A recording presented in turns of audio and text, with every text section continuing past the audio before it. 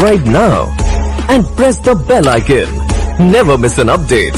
అండి అందరికీ నమస్కారం. ఈరోజు రెసిపీ వచ్చేసి ఎగ్ ఫ్రైడ్ రైస్.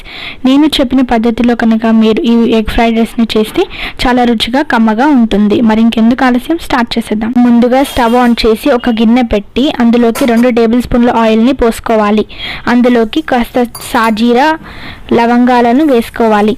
ఆ తర్వాత తరిగి పెట్టుకున్న పచ్చిమిర్చి ఉల్లిగడ్డలను వేసుకొని బాగా వేగనివ్వాలి. ఇప్పుడు ఇందులోకి కాస్త పుదీనా, అల్లం వెల్లుల్లి పేస్ట్, 1 టీ స్పూన్ పసుపుని వేసి మొత్తం అంతా కలిసేటట్టు బాగా కలుపుకోవాలి. ఇలా ఒకసారి మొత్తం అంతా కలిసేటట్టు కలిపిన తర్వాత కొన్ని నిమిషాల పాటు కూరని కుక్ చేసుకోవాలి. కూర కాస్త కుక్ అయ్యాక ఇప్పుడు ఇందులోకి 1½ టేబుల్ స్పూన్ కారం, తగినంత ఉప్పుని వేసుకొని మొత్తం అంతా కలిసేటట్టు బాగా కలుపుకోవాలి. ఇప్పుడు ఒకసారి అంతా కలుపుకున్న తర్వాత ఇందులోకి 3 గుడ్లను యాడ్ చేసుకోవాలి. ఇప్పుడు ఒకసారి కలుపుకొని మూత పెట్టి కొన్ని నిమిషాల పాటు మనం కూరని కుక్ చేసుకోవాలి. మూత తీసి చూస్తే ఎగ్ అంతా మంచిగా ఫ్రై అయ్యి కూర దగ్గరకు అవుతుంది. ఇప్పుడు ఒకసారి కూరని బాగా కలుపుకోండి. ఇప్పుడు ఇందులోకి కొంచెం గరం మసాలా, అలాగే 1 టేబుల్ స్పూన్ ధనియాల పొడిని వేసుకొని బాగా కలుపుకోండి.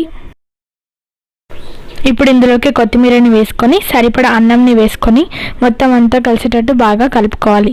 అలాగే 5 మినిట్స్ పాటు దీన్ని సిమ్లో పెట్టి కుక్ చేసుకోవాలి.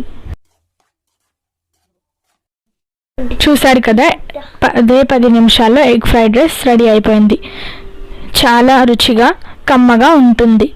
ఇలాంటి ఎగ్ ఫ్రైడ్ రైస్ని మీ పిల్లలకు కనుక చేసి పెడితే వాళ్ళు ఎంతో ఇష్టపడి తింటారు. వంట రాని వాళ్ళు కూడా దీన్ని ఈజీగా చేయవచ్చు. ఇప్పుడే మీ ఇంట్లో ఈ రెసిపీని ట్రై చేయండి. Thank you. Subscribe now and press the bell icon. Never miss an update.